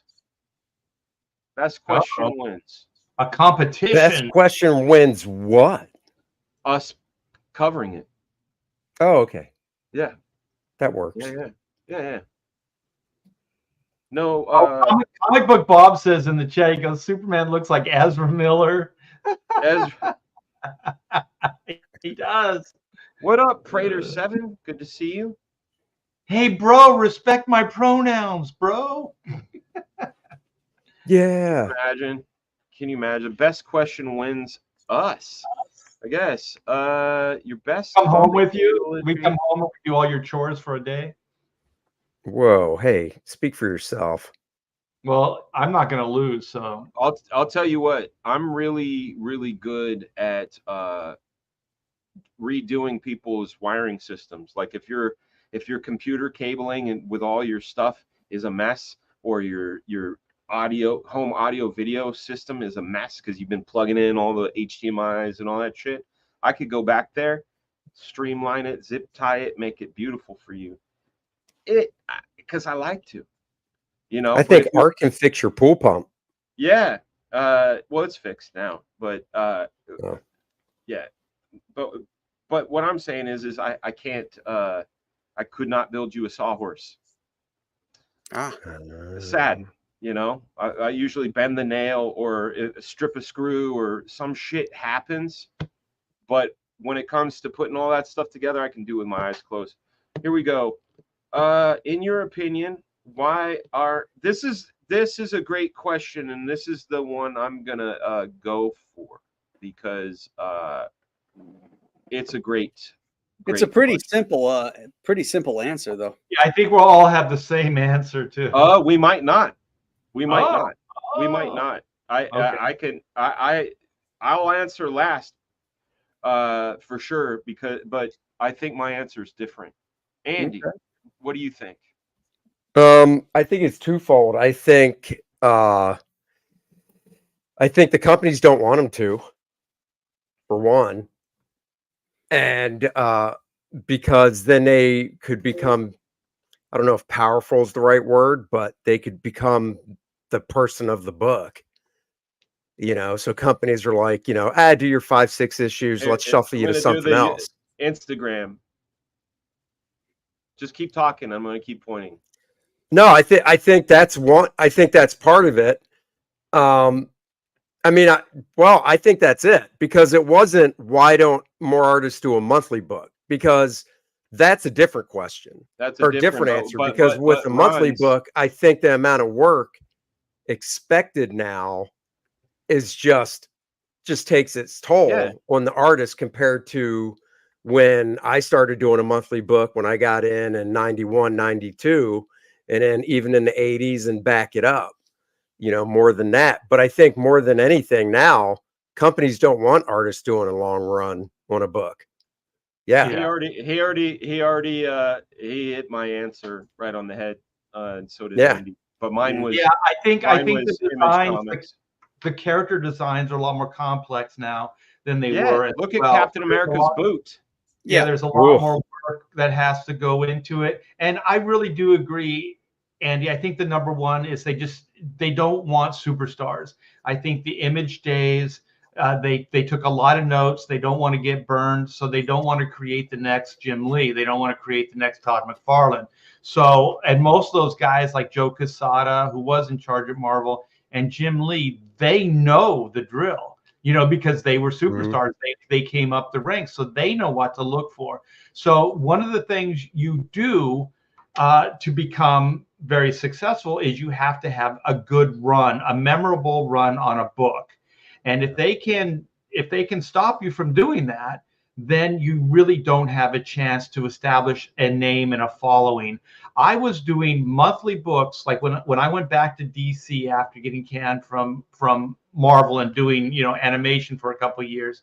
When I went back, and I would do conventions maybe 2 or 3 years into my second DC run, there'd be people at conventions that's like, where have you, what are you working on? What are you doing? They wouldn't know. And I'm like, they were like, did you just leave? And I'm like, well, I did a couple of years ago, but I've been back for the last 3 years doing monthly books. I said, we haven't seen any of them, because they're bouncing you around on all these different titles and stuff. And so I was like, there you go. There's the proof right there. They don't want the next Jim Lee, and they don't want the next Joe Quesada. We'll have a bonus question after Graham handles this one. There's not much more to say. Everything has been covered there. So I'll take this one first. Do it. I would say Dan Mora. Really? Yeah, Dan's great. Yeah, I think Jorge captures Jimenez the is really heroes good in too. a very heroic way, in a classical way. There seems to be a love and reverence for the characters. He can draw really good. So that would be my pick. Dan Mora.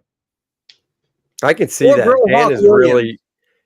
I Yeah. think the thing with Dan that just upsets me is I think he's mostly computer or digital, and I'm like, oh, no originals, because he's a guy that if I'm, he's gotten so popular. If he did originals, they'd probably be out of my price range. But he's a guy who I discovered back when he was doing Klaus for IDW, the whole Santa Claus thing with Grant Morrison, almost a decade ago, and then he did Power Rangers stuff. And I remember buying the Power Rangers stuff thinking, I would love to see this guy draw mainstream superheroes. And there you go. Years later. Yeah. My answer would be another Dan.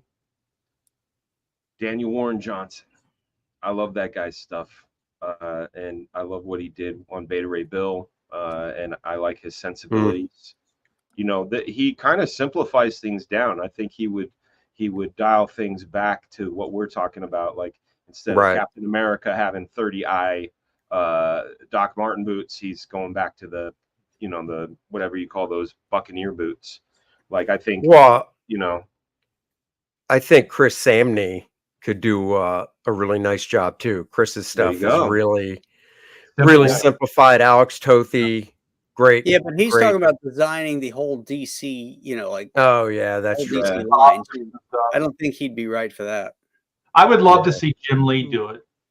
Wait a minute. No. Wait a minute. Go back 12 years. He's already done it. Hey, Unintelligent Design, how you doing there? Our Aussie friend Liam, he says, thanks for the show, guys. Everyone, if you haven't back, Dino King, packing books to ship as we speak. It's like daylight way down under, right? You know what? Blue Boy said Ryan Otley. Ryan Otley could be interesting to see. Ryan Otley, so good. Yeah. Yeah. I'd like to see them just go back to some of the original designs. I think that, like retro cool, drawn in a modern style, but like that's exactly it. Yeah. Well, that's what I was thinking of when I said Mora. Not reinventing the wheel, but drawing, because he draws the original design so well, and they look so great under his pen, and with the colors that they add to it, stuff looks like classic comics, only more modern, and I think it'd be great. It's kind of like when they took the Camaro, right, and they like reissued it, so it's kind of the same body style, or not the newest Mustangs, but when they first the lines, 2004. Yeah, but it's got more like current sensibilities, but it's basically the same design. So I think that would be neat to see, like what you were saying, Graham, bring back like those original designs, but just kind of have a little bit of a a 2000s feel to it. Honestly, some of them don't need any change, like Superman. Superman doesn't need any change to do it all. No. Yeah, I want to find out Dan Mora's story. That's the I love hearing people's lineage of what got them to where they're going, because I've heard nothing but good things about Dan Mora. I've seen a few images of his and been like, oh, these are great. No, somebody did, Bro Hawk. You just weren't there to hear it. David Williams. What did you did you turn the volume down when we said that? He must have. You could hit rewind. No, but he just wanted to hear it again.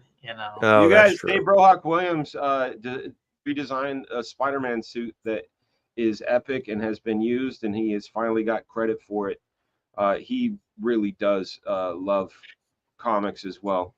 Hey, who redesigned the 2099 Spider-Man suit? Was that Rick Leonardi? I think it was Leonardi. I would think he did the book. I kind of dug that. I thought that looked pretty. It's a good one. It's a good, definitely a good one. Yeah, Leonardi would be a good choice too. Yeah. Yeah, that's not even new. I mean, out of all those 2099 books, Leonardi did if it was Rick that did it, which I assume it was, I mean, his was the best out of all the 29 You know who I would love to 2099 stuff from back then. I'm sorry to talk over you, but Hmm. Dave Cockrum, like, yeah, I thought Dave, Ugh. like, he didn't get a lot of credit in the day. No, he didn't. But man, when you think about the amount of like design work that guy threw out there in the comics industry, and the ripple effects of all those designs to this day, is pretty amazing. And most people don't know who he is.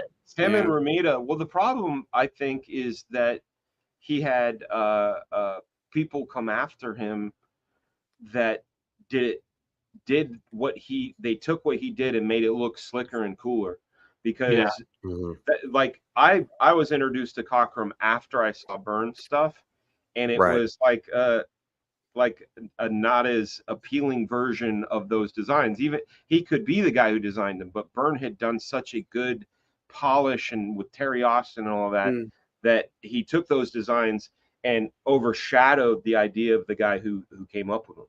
Yeah, once again, like what we were talking about, like the design. And then there's the recreation of the design with a different style over it. So the design is sound. Also, like, wasn't Dave Cockrum the guy that redesigned the Legion of Superheroes before he went over to the X-Men? Like, I don't know. That's cool shit, man. Yeah. Yeah. The first time I ever saw Cockrum was when he was doing backup stories for Captain Marvel Jr. At DC, and it looked like Mac Rayboy type stuff. It was freaking amazing. Didn't look anything like his Marvel stuff. Wow. Did you guys ever see that? The Captain Marvel Jr. by Cockrum? I don't think so. Wasn't he assisting Murphy Anderson at that time? Isn't that how he got in? Because he was Murphy's assistant? That would make a lot of sense. Well, I don't know. I'd have to go. Tomorrow's put out a book about Dave, and I read it a few years ago, so I have to go back and reread it. But I think that's what it was. So I think that's how he got into DC. He was assisting Murph, and then Murphy, showed him around and stuff, and that's how he got in. Sounds about right. Dave was great. You can see the style influence for sure in work. Yeah. Yeah, because I want to say, did Murphy ink some Dave stuff back then? I think he might have. Or maybe Dave inked Murph. Now I don't remember. Dave did some nice inking over at Marvel and some Avenger stuff over Buscema, Don Heck, Bob Brown. I'll say one that a guy that could at least shake up the designs. Andy, guess who I'm going to say? Who could shake it all up? Shake it all up? Yeah. Rob Liefeld. Are you say Rob? Yeah, shake it all up. Rob?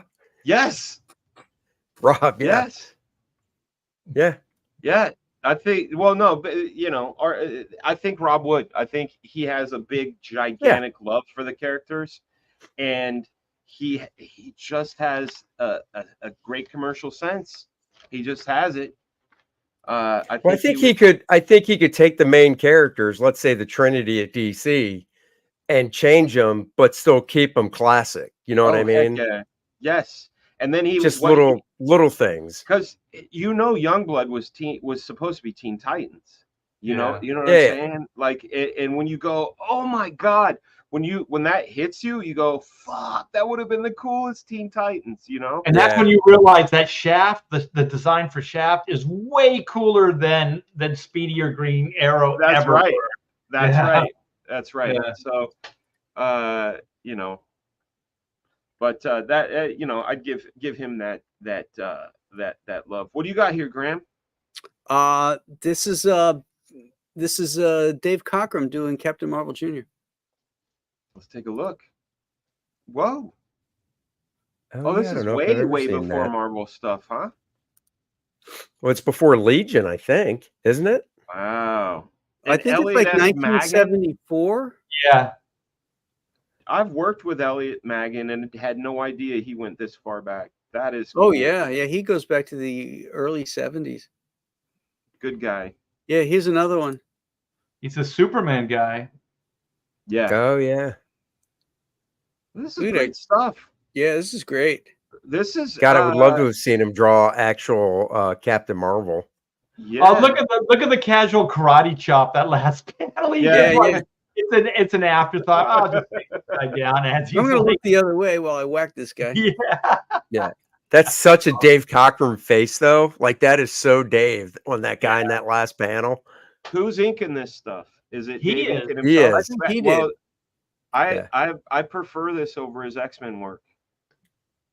Yeah. Oh, yeah, I like it when he inked was a little himself. heavy-handed. I thought this is much more subtle. Yes, that's what I like about it. There's a lot of line variety, thicks and thins, and very thins. Wow. Yeah, it was a little bolder, the Marvel stuff. Mm-hmm. There you go. How Comics says, if you don't want to draw laces, Bruce Timm keeps it classic. That's true. Yep.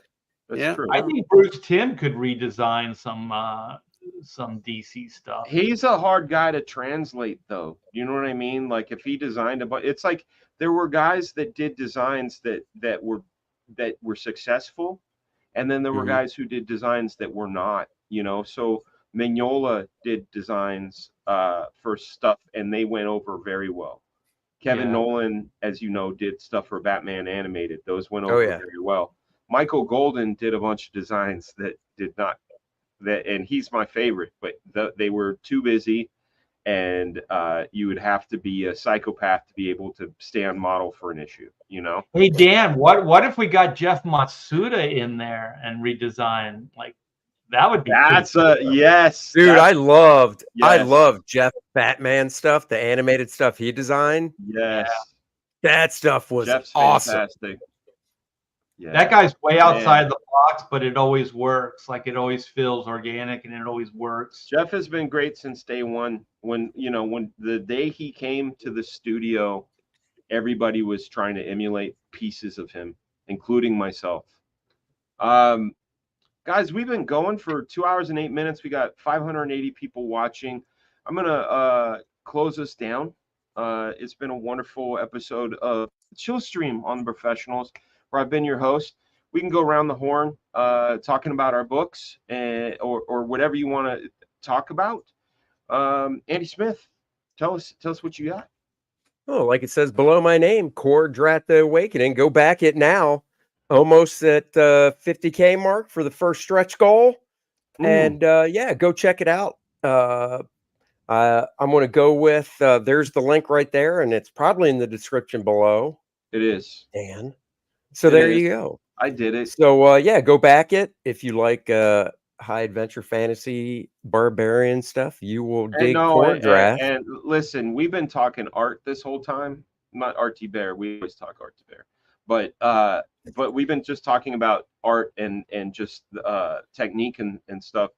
Man, I've got the Cordrat, the first issue in black and white. I backed it on that level as well. And dude, the art is such a treat. Just flipping through the pages and the amount of work you put into those.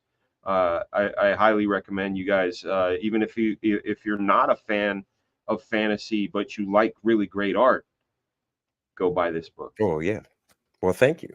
So go check it out. Artie Bear, what you got? Oh wait, here's Artie Bear. Boom. Let's show what we got.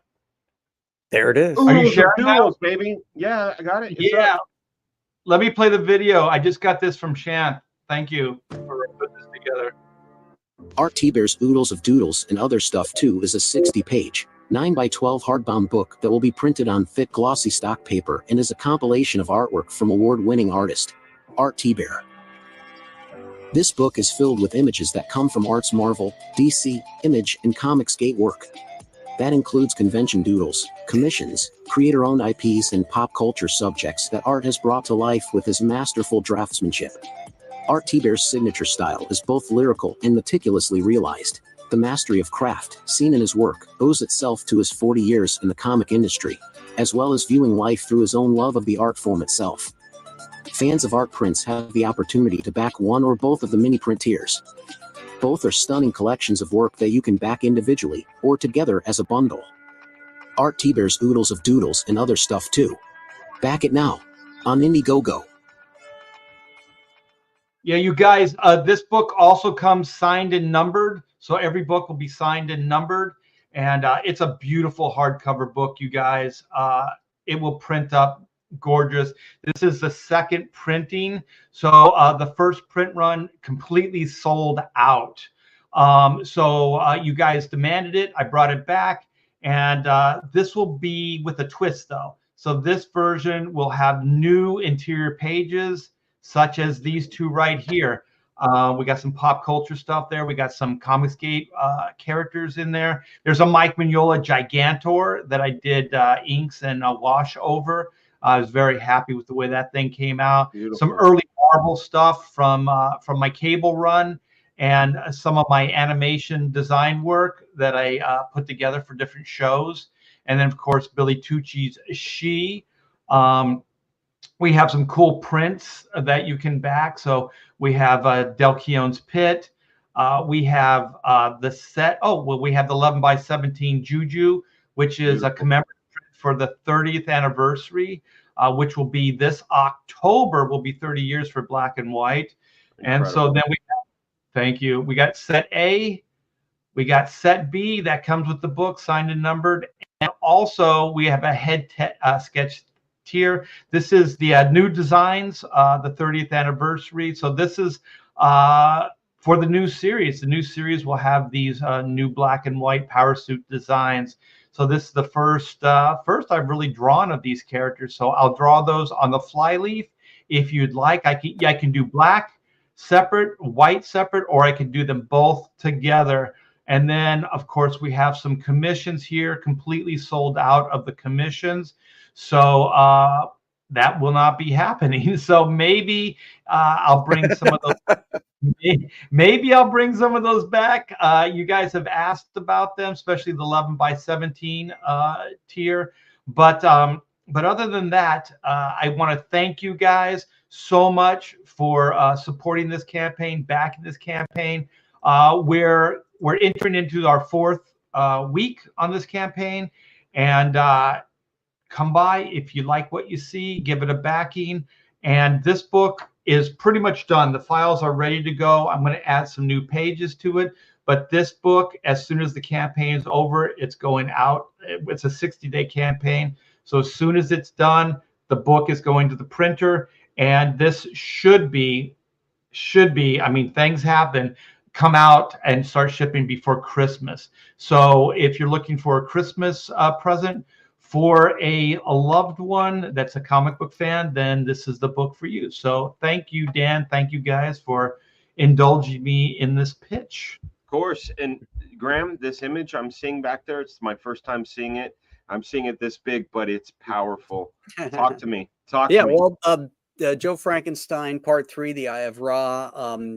The live campaign closed, but it's in demand, so you can still get it. You tell me when to hit the button, and I'll hit the button. Okay. Well, it's because we just hit the 100,000 K mark. That is the next stretch goal level. So everybody's going to get this mini print. Puzinga. Share it. Dude, that's badass. Nice. I love when peril is in the hands. I dig that theme every time. Yeah, that German expressionism, you know. Yeah, well, it seems like our world today, you know. Yeah, right. It's crazy. The marionette. Yeah. Oh, thank you, Nornrad. Yeah, there's Nornrad's the link. Rad's been on top. Thank you so much. Go get it. You order the book today, and you're going to get the mini print, even though it's for everybody now. You know, that's the thing about crowdfunding is the better the project does, the better it is for everybody, because as you hit those stretch goals, everybody gets them. So the guy who comes in and is bidder number 1 or backer number 1, you know, he's getting the book. But by the time you get to, you know, backer 500, now backer number 1 and backer 499 through 500 are getting the print, the trading card, the bookmark, and so on and so on. So this is doing very well. And this is the next stretch goal level. And now every backer is going to get this print. Fantastic. I like how you kind of knocked back the line art where the behind the hands where the chest of the mummy guy is. Right. That's really nice, man. It's subtle, but it really is effective. Is that Greg Wright? Who is that? Yeah, that's Greg Wright. Man, hey, I want to give if you don't mind, Graham, I want to give Greg Wright big love. He's been around for a long time. Marvel guy, colored a lot of the McFarlane Spider-Man stuff.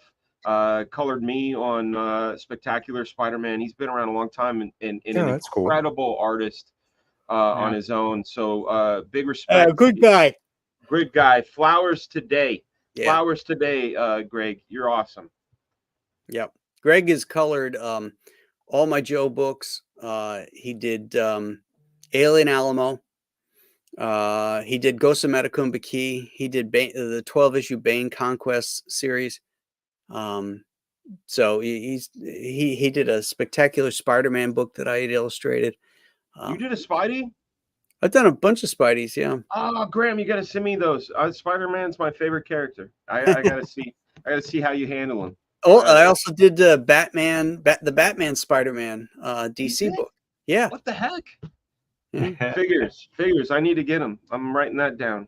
I got all these. John Romita personally told me how much he loved that book. Really? Yeah.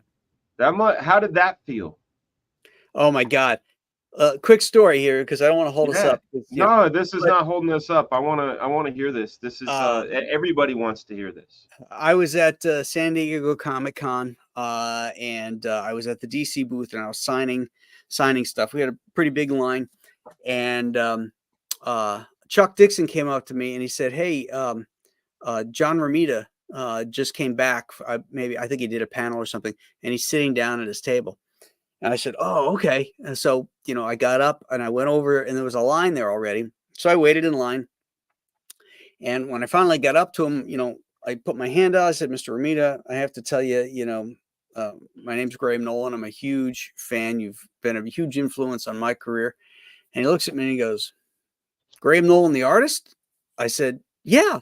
He said, "Oh, I love that Batman Spider-Man book you did." I'm like, dude, I can die now. Yeah, no, I can die now. I told him that. I said, I can retire. I can retire now. There you go. I wouldn't need weed that day. I would be so high. I know, right? I'd just be like, Oh yeah. So Chuck was standing there with a camera and took a picture of us. Oh yeah. Is it framed on your wall? Do you have it? I do have it. Hold on. I need to see this. This has got to be great. That's cool. Here you go. Man. Oh, here. Let's see. Look at young Graham. I know. That's 1997, I think. Yeah, 1997. Wow.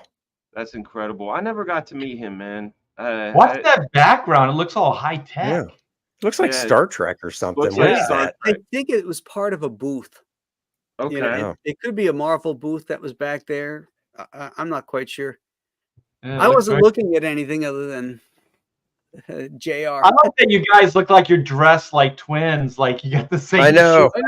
We got the beard and the glasses and everything. I could be a the watches. And the tags are just off. They're opposite. So you guys are twinsies. Yeah, it's like a mirror image. It's great. That's pretty. It's cool. Mirror Universe. That's you in well, I was gonna say in 30 years, but that's you now. Yeah, it's a little closer. Yeah. The only picture I got with a great Art to Bear has, and I'm coming out of Kurt Hathaway's pants. I photobombed that. You photobombed my Jack Kirby photo, you bum. It's the only photo I have. It's the only photo that Jack and I are in together because we weren't thinking like that back in the day. We weren't like, get a picture with me. I need a selfie. And we weren't thinking that. We were so immersed in the experience. So when it was time to take a picture, of course I jumped out of Kurt Hathaway's pants. Yeah. All the cool stuff in my past, I never thought it was cool to be that guy with the camera, So I never documented anything because I didn't want to be that guy, Now Same here. Pictures all the time. Well, it wasn't easy then too because you had to have a camera. Today you have your phone anyway. Yeah. Picture, man. Boom, boom, boom. Video. I have pictures from the day because I had a lot of those. Remember the Kodak disc? Yeah, I had a bunch of those in the Instamatics. I took a lot of photos, but I didn't get any with those folks, and never got to meet Buscema. Didn't get to meet John Sr. I saw Mobius with my eyes and said, don't ruin it. Don't even talk to him. And I did the same thing with Frazetta. No, because those guys, like, Jack didn't scare me. Jack was so warm and welcoming. I had to go see Jack. I had to. When you see Frank Frazetta, you're like, he's going to say, get the fuck away from me, kid. You know what I'm saying? And what are you going to say that he hasn't heard? Yeah. You know what I'm saying? Right. Oh, you're so amazing. You were, blah, blah, blah, blah. You know, I'm going to cuss all over you. You know? Anyhow, this is a great photo, Graham. Look at that. Yeah. Look at that. I was, Did you? a couple years before that, at the same convention, I met Kirby, but I didn't have a camera, so I didn't get to get a picture with him. Yeah, I never got to meet him. Look at how happy you are, Graham. Oh yeah, I'm beaming. I am beaming. Oh, man. dude, you can tell. You can tell. You just got blessed.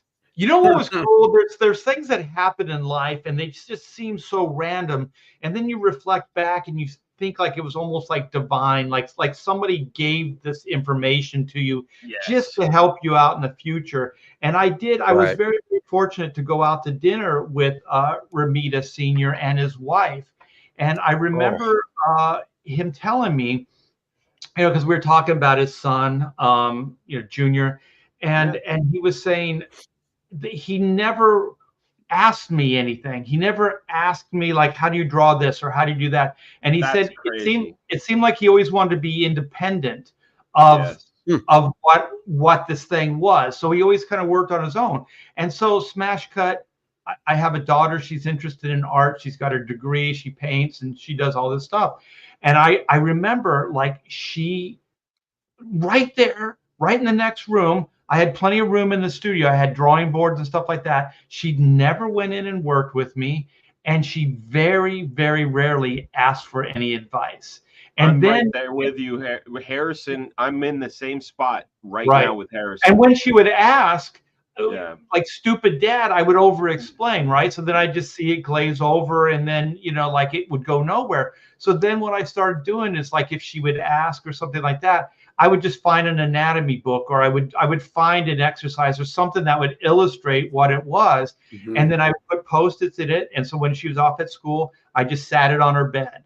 You know what I mean? Like I didn't even have the conversation with her. Yeah. And so I remember all that stuff because of what Johnny Ramita told me, you know, because it's like, don't push it. Don't feel like off put by it or anything like that. Just kind of let it be what it was. And Art, that's why I did. I have to tell you right now. My daughter's the same way. She went to SCAD and, you know, she almost hardly ever asked me for advice or help. Art, you've mentioned this story before about how your daughter never asked you, and I've ran into the same thing with Harrison. He loves drawing comics. He rejects anytime I go, oh, hey, man, you know, like I was trying to teach him how to staple and paginate. He's like, I do it my way, you know, like, okay, you know. And I remember I literally was like Art to Bear, and I didn't realize it was like a lineage of Leave Him Alone. Yeah. Right. That's interesting. And then you look back, like now I look back and I go, oh my gosh, there's so much I could have taught her because I see it in her work, you know. And I'm like, oh, the composition, I still feel like I want to be that dad and go like, well, look at this, do this, of course, think about this, you know, all that stuff. But I don't. I just bite my tongue. I let it be what it is. The thing that drives me crazy, and it's hard to bite your tongue because when I was a kid, thank God I had my grandpa, you know, who was a big fan of Andrew Loomis and Betty Edwards, and he actually took the famous art school. I have all of his books and his correspondence, which is really cool, you know. But when I was Harrison's age, I craved somebody that had any gleam of a comic book knowledge, and I'm like, here I am, and he's like, I don't want you. Not you, Dad. Not you. You're gross. What do you Hey, Dan, I'm sharing my daughter's painting. So this is from incredibly good, man. Wow. Yeah, there's a lot. So she paints kind of like Wyeth, like kind of it's it's like there's this undertone of darkness or sorrow to her There's work. a lot of pain. Yeah. Yeah. But dude, look at the work on the cobble. The cobble down there is incredible. I mean, obviously the figure is wonderful, but that she's terrific. You did great, Art. That's great. Thanks. Yeah, really, I like the one hand that's in the foreground. Looks pretty cool. Yeah. Going up around her back there is really cool. Well done. And there's one thing she doesn't do, like instinctively, she doesn't do faces. So like all of her paintings, there'll be like a side of a face or like behind or something like that. She really doesn't do profiles or faces. And there's part of me that wants to say, you got to do faces because that's what people identify with. That's where they make the connection. And she's like, no. No, she's brilliant. Did you guys ever see The Little Prince or read the book The Little Prince? I know of it. Yeah. Okay. Well, this little boy, the little prince, this guy crashes in the desert, and the boy wants the perfect sheep, right? Like the best sheep ever. Can you draw me a sheep? And the guy draws him a sheep. He's like, oh, he's too big, and draws him another one. Oh, he's too small, but then he draws a box with holes in it. So, and he's like, that's perfect. He's like, your sheep is inside this box and those holes are there so it could breathe. It's the best sheep ever. It's like this moment. And you go, no, your daughter's onto something, because when you do this, that if you show the face, that face is giving the person the message. When you don't show the face, the person viewing it is giving part of the message, and it hits deeper because there's participation. Yeah, it's more psychological. It's like you got to bring yourself into the work, and I mean, I think like I tell her, it's like you just got to find your own voice, and if that's what you're doing, then that's going to be your voice, and then you just have to find the audience. That's the hardest thing, is to find the audience. Not for me. My kid doesn't draw, so all my kids draw. I don't know. I don't want it to be like nepotism-y or whatever. When they're ready, they're ready.